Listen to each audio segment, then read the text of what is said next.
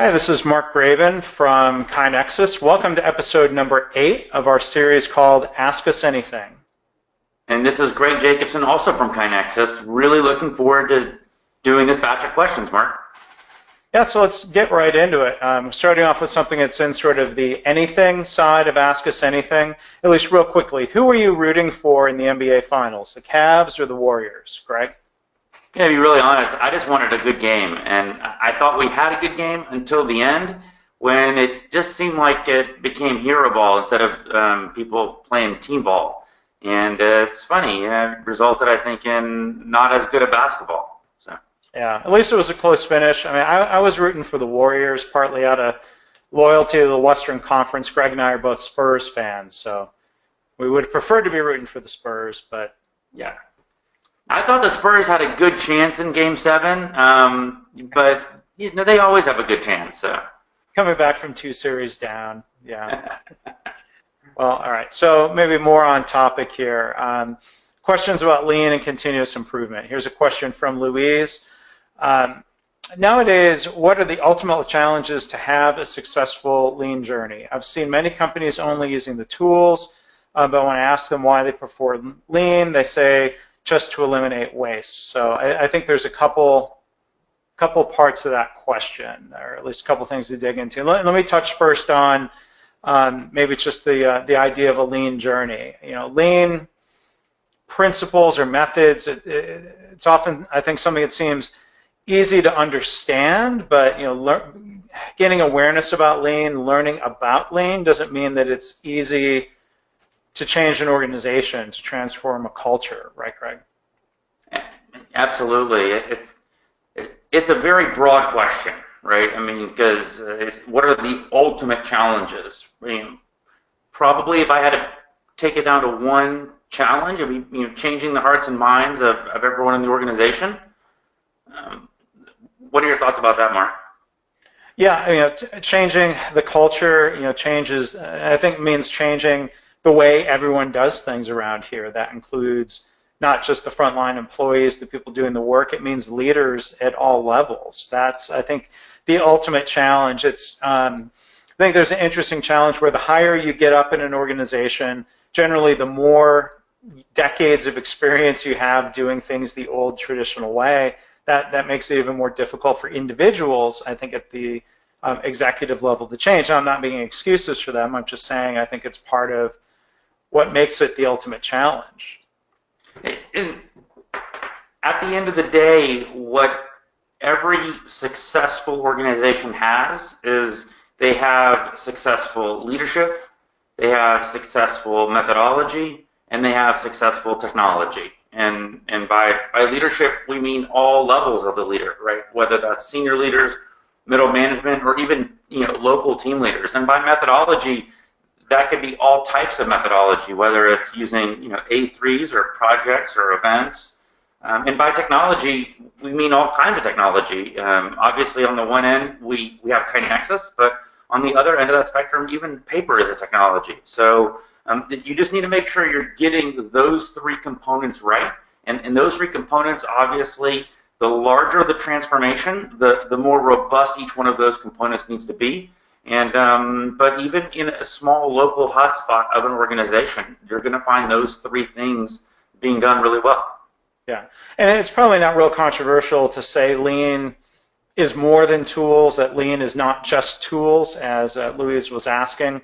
But I mean, I think more interesting discussion is lean all about reducing waste?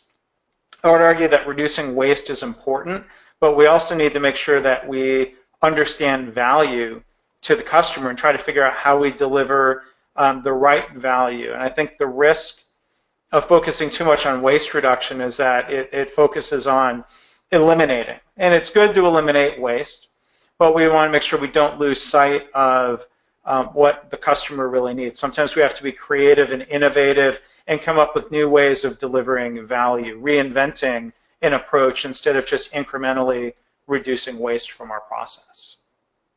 And it's probably going to, in some way, relate, Mark, as you're talking and thinking, depends on where you are in your journey, right? I think the earlier you are in a journey, the more I would just try to keep it simple. And if eliminating waste is the way to keep it simple, well, then to focus on that. I think the mistake would be is if your journey only includes that and never starts to become more complex. But certainly at the beginning, with the principle of keep it simple, stupid, we would give a thumbs up for anyone that's doing that. Yeah, you got to start somewhere. Right. Yeah. All right, let's move on to the next question. Question from Sumit. How is the deployment approach different for a transformational change versus an incremental change? So I guess that's a good segue from this last question. We touched on the need to continuously improve and the need to reinvent. Greg, do you want to tackle this one?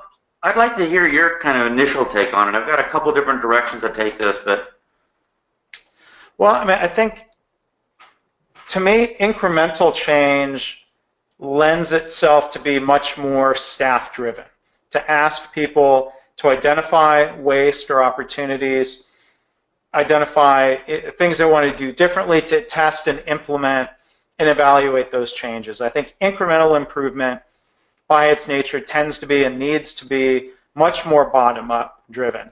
I think transformational change tends to be driven because it is a bigger change. It requires more time, more effort, potentially more investment to transform or reinvent something. I think that transformational change tends to be driven in a more top-down way, where executives are looking at strategic goals and objectives and needs of the organization, and that's helping prioritize, maybe if you will, those critical few transformational changes that we're going to take on this year. Right, and I'm going to flip the question a little bit on its head, and there's this element of almost like a higher level to the question. How would you do a transformational change of an organization versus doing an incremental change of an organization from an improvement deployment standpoint, if you will? And I would argue that if you take a microscope to transformational change, it probably looks incremental. Only when you kind of go back out to the 60,000 foot view can you really see, oh wow, we've really transformed our organization from one that elicits fear and doesn't put the customer at the center of the equation to one that puts the customer at the center of the equation and elicits the warm fuzzy, if you will. And in order to really do that, though, there's probably 1,000 or tens of thousands of tiny little steps to move there. And so kind of like death by 1,000 paper cuts, if you will, just the positive way to say that. So my take would probably be that they're just simply the same thing. It just depends on what view you're looking at. Yeah. Well, I mean, I think I see more differences. Where I think one other there's some things that are similar. I think similar themes, but like in my mind, incremental change lends itself to rapid cycle experimentation. Try something, see if it works. If yes, keep going. If not, go back, try something else.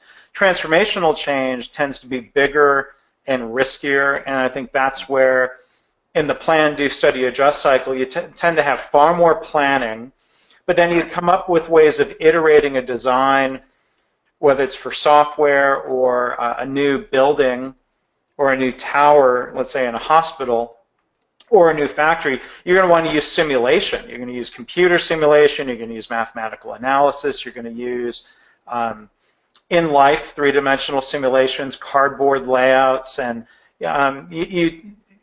transformational changes are riskier, but I think you try to mitigate that risk by learning lessons from smaller change, trying to make it as incremental as you can, but nobody says, oh, just build a building and see if it works. I mean, that's too expensive, too slow, something that's not going to give you a second chance to try again, probably. And on a somewhat related but slightly off-topic thought, I think if you can easily undo something, then that really lends itself to doing a quick experiment, right? Right. If you can't easily undo something, it probably lends to, okay, well, we should certainly plan a little bit more and really figure it out. Building a building is a great example, I guess the question is how can you break things that are seemingly big into small enough chunks that could be easily undone?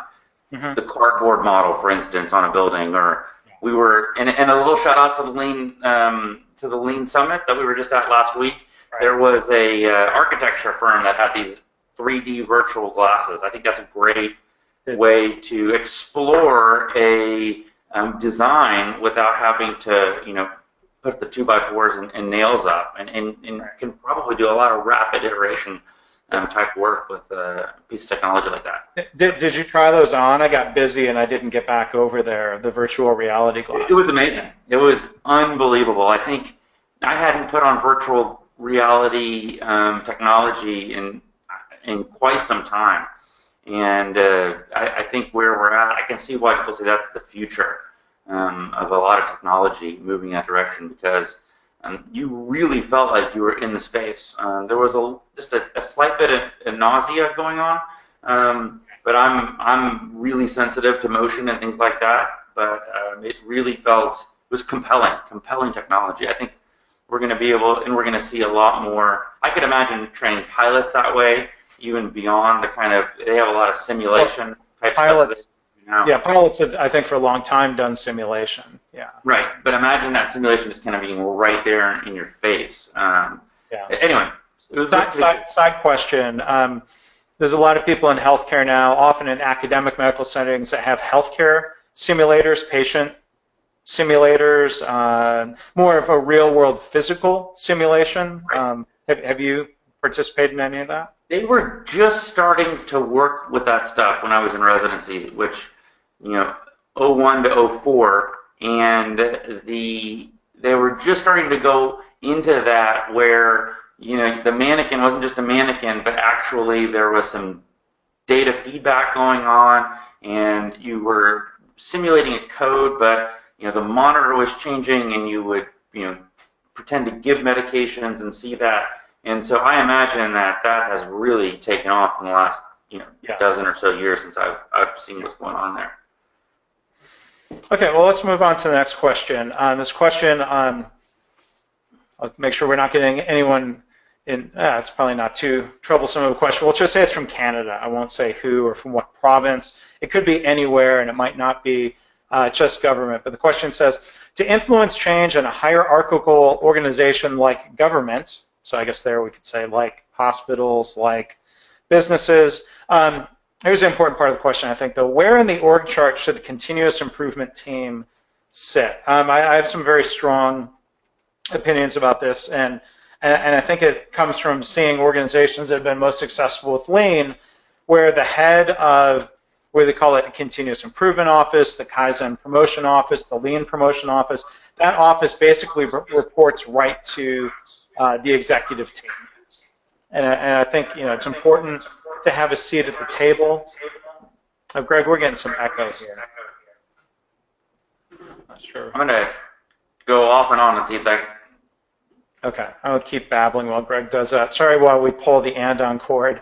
I think, if Lean or continuous improvement gets delegated too far down in the organization, it sends a signal that it's just not that important, that it's not that strategic. So I think, to have a VP level of performance improvement, if they're not directly reporting to the COO or the CEO, they should have a seat at the table in executive reviews. I think they should be a de facto member of the executive team, if I'm using the term right. If they're not formally on the executive team, I think they should be.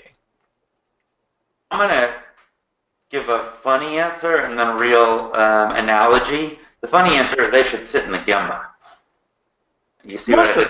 Well, sure. Yeah, I see what you mean. Yeah, so right. I'm not saying where their office should be. Sorry, I couldn't help myself. That was the first thing that came to my mind. The analogy I look at is emergency medicine as a specialty is actually one of the youngest specialties in medicine. In fact, prior to 1977, there was no such thing as a emergency medicine doctor. I mean, people would moonlight in the emergency room.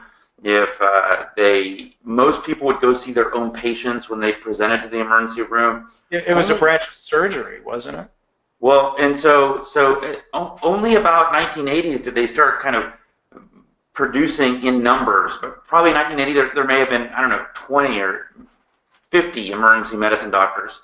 But initially, emergency departments actually sat under the surgical department, and so what it ended up creating though was a very particular brand of emergency medicine, number one, but number two, it became not its own, independent thought leader in a medical center, but kind of subservient to, whatever the surgeon's whims were. And what you ended up seeing throughout the 80s and 90s is the emergency departments getting taken out of being underneath the surgical departments and becoming their own department, and kind of coming to. And so I think that's a really great analogy, that if you're really going to enact change and really have a big influence in an organization, the more directly and the closer you can be sitting and reporting and or a part of the C-suite, if you will, the better off that department's going to be.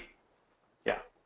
And I think, there's another question unasked here, is the role of that continuous improvement team over time. I think as we move from lean or continuous improvement, starting off inevitably as a program with specific ownership, and I think, again, that ownership really comes from the CEO with somebody having daily responsibility for it.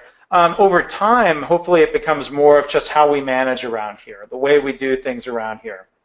So the role of a central group may change, the size of it may physically shrink, but I think even at Toyota, which arguably, as much as anybody would say this is just the way we do things around here, Toyota still has a central team that sort of maintains standards for training and sort of maintaining the source of what the Toyota production system is. So that team, continuous improvement team, certainly shouldn't be driving all improvement themselves, but I think they play the role of helping build the culture, build capabilities in the organization, and over time, like any even outside consultant like myself, you better work your way out of a role, otherwise you're not really accomplishing anything.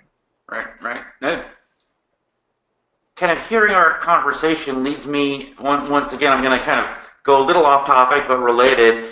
We've now had the opportunity, Mark, at KaiNexus to work with, let's say upwards of 50, 60 companies, and we've learned a ton with these companies. And one of the things that I recall about a year or two ago, we were working with one of our customers who was really struggling kind of getting the ball moving, starting the initial effort, sustaining the initial effort.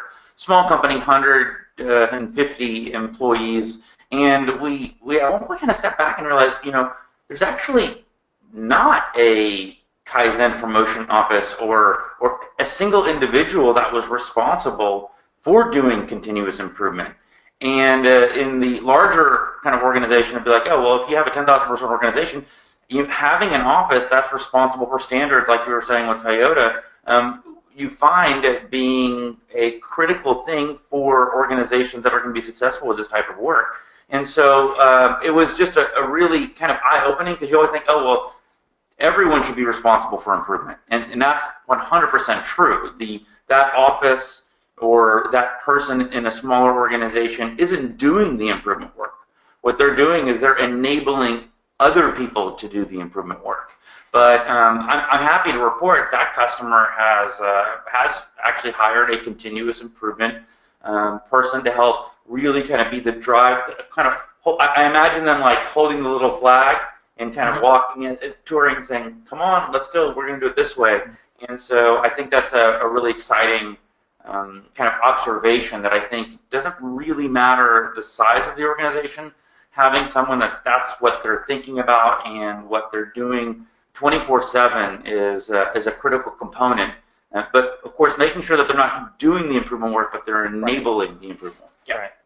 Yeah, and it makes me think of a related quote from W. Edwards Deming that sometimes gets thrown around, maybe a bit inappropriately. People will quote Deming and saying, quality is everyone's responsibility. Like, well, it is, but Deming also said quality starts in the boardroom. And if you don't have the right executive mindsets, if you don't have the right culture and structure and systems for quality, you can't just tell everyone, hey, you're responsible for quality if they're trying to do good work in a bad system. So I think we have to be careful. We can't just dump responsibility on staff, but executives aren't going to do it all themselves. It requires balance and everyone working together. And I think it's, I'm once again going to just take it and kind of sidestep and keep going with this, because I think we could probably banter on this a lot. But, you know, in my kind of view of the observations I've made with organizations that are doing this really well. So let's say there's a 1 to 500 or 1 to 1,000, it doesn't really matter what the number is, people that are focused on improvement compared to employees. The other thing is, and they're enabling, we're using that term, they're enabling improvement to happen. What we also find is in every location or department, there are some people that are going to really be kind of the local spokesperson. So it's kind of like the continuous improvement specialist, if you will, is coaching a local leader, and that leader is really helping to enable the improvement to happen. So in many ways, my joke wasn't completely off base by saying they should be in the Gemba, because there really should be kind of, you know, improvement experts spread all throughout every department that are really working intimately with the continuous improvement experts. So. Okay, cool. Let's move on to another question. A question from Ram, who asked, what's the best means of assessing employee engagement levels in organizations that are holding dominant market share in the industry and hence not under pressure from competition? At least to me, again, I think it's one of these questions where it's being asked about a very specific situation, but I think it's much more broadly applicable. Let me talk about assessing employee engagement levels. You know, to me, I think the single best measure is the number of implemented improvement ideas per person per month or per year. I think that right there is a measure. You could do surveys, you could do other things, but if you've created an environment where people can participate in improvement and then they choose to do so, that's a sign of engagement, empowerment, all sorts of positive things that are going to lead to either continued success, even if you're already dominant in a market, or if you're trying to play catch up. I'm gonna take the angle, because I think what you said is spot on, Mark. But I'm going to talk a little bit about KaiNexus in our engagement reports, because I think that kind of helps kind of frame the conversation of how we think through engagement. So in KaiNexus, we offer a couple different things. We offer exactly what Mark said, how many improvements have been implemented in a location, department, whole organization per unit time. So we track that annualized number. We love to see that number above 2. We have some organizations that are, you know, even above 10. We also provide insight into how is the actual improvement work getting done. So what do I mean by that? What's if we're only looking at a metric of, let's say you have 2 100-person organizations, and one organization completed 200 improvements in the year, and organization A and organization B completed 100 improvements a year. But if you actually look at the data in organization A, those 200 improvements were completed by, let's say, 5 people. Versus if you look at organization B, those were actually completed by 90 of the 100 people. So they had a 90% participation rate. So I would argue that the culture of improvement A is a healthier culture than the culture of improvement B, because if you lose one of those 5 people, you're going to drastically reduce the number of improvements, number one. But number two, you're not getting the benefit of the other 95 people in the 95% of the organization actually engaging, because there's intangible benefits that are even beyond just how many improvements have you completed. We know that people that engage in improvement actually are happier people, and happier people end up interacting with happier customers. And so there's a whole bunch of intangibles there. And so we actually help break that down. I mean, with what percent of your organization or even in a location is engaging with improvement work, and you can even get more detailed than that, because you can say, okay, well, where is it originating from? Who's actually completing the work? Where is it impacting? And I think it's just a great place where KaiNexus can add a ton of value to a continuous improvement team. So if they're looking at this big array of places that they need to influence, they can immediately go in and go, okay, Department A is doing great, not spending any time there. Department B is having a big struggle. Let me go over there and spend my time there. So. Yeah, and I didn't mean to imply that the average overall number is the only thing that matters. But yeah, you have to look more specifically. Yeah, because variation matters too. Like you said, you don't want 5 people doing all of the improvement and having that skew the average per employee. I would also want to look and see what percentage of employees are participating. Sure. Like you said, using reports to break it down. When I look at what our customers are doing and what clients of mine are doing, reports like that are incredibly helpful. And I wasn't suggesting, I mean, you answered the question, if there's just one number, that's it. It would be like, if you want to know one number on how did a basketball team do last night, it would be the score, right? But, how do we refine understanding what the score is? How could it have been better? Okay, well, we need to start getting into the player stats and how many rebounds and how many blocks, and so I 100% agree that the metric you pointed out as a single metric is the one to look at. So yeah, okay. Another question here from Lena, a different part of Canada actually. If your department is spending 90% of its time, quote unquote, keeping the lights on, how do you start a continuous improvement culture so you can reduce it to 80%? Thanks, Lena, for the question. I would say, gosh, if you're only spending 90% on keeping the lights on, that's pretty good. That gives you a lot of time for Kaizen, for continuous improvement. The problem I see is organizations and individuals that are stretched to 110% of capacity, and therefore they would say, we don't have any time for improvement. I think regardless of the starting point, I think it speaks to the power of starting small, of getting people started with small improvements that don't take a lot of time, get the ball rolling, free up a little bit of time so you can hopefully do more improvement. I think for a lot of people, they would think it's a luxury to have a starting point of 10% continuous improvement time. I would look at it and say, I don't know what the right percentage is. I don't know if 80% direct work, 20% continuous improvement is the right ratio, or if there's any magic number there. I think it depends on how many problems are still out there. There's going to be problems, but how many pressing business challenges are out there, and trying to find that balance between doing quote unquote real work, value-added work, versus doing improvement work. If I ask the people at, I think, a couple of really good organizations with continuous improvement cultures, and ask them, how much time do you spend on improvement? They all say, I don't know. They don't know if it's 10% or 14%. It just becomes so ingrained in how they're doing things, it becomes really hard to even kind of measure it if you wanted to. Right. So there's probably industry influences here. There's also in the journey of the company. I mean, take a look at a startup with KaiNexus. I would say very, very early on, 90% of the stuff we were doing was actually just improving what we were doing, and now it's probably 50% because we actually have a bunch of customers that's kind of part of the work now. And so I think if you're obviously if you're flipping it, let's just say you were doing 90% continuous improvement and 10% actual work, you probably aren't going to be around as a company very long because you're not doing enough of providing value to customers, unless you had some bizarre kind of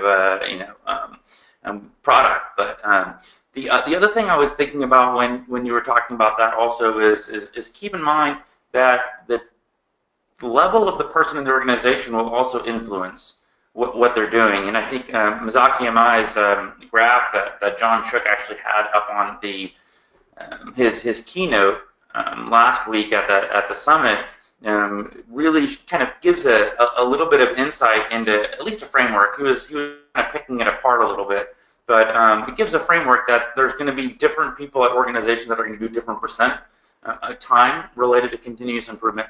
And then I'm going to my last point to this is gonna, once again, I'm gonna flip the question on its head a little bit, but and go back to what you started with, talking about small changes and starting out really small. But I would highly recommend everyone to, if you don't know The Power of Habit by, I always mispronounce his last name, Charles Duhigg, D-U-H-I-G-G, then you should certainly take a look at that book. I think there's a profound body of knowledge there that can be applied to how you can teach your organization to do improvement work and make that a habit. But the book can be described in one sentence. It can't be described in one sentence. If I was forced to describe it in one sentence, then I would describe the power of the habit loop, which talks about there's a cue, there's a routine, and there's a benefit. And that's why daily huddles or weekly huddles work, because,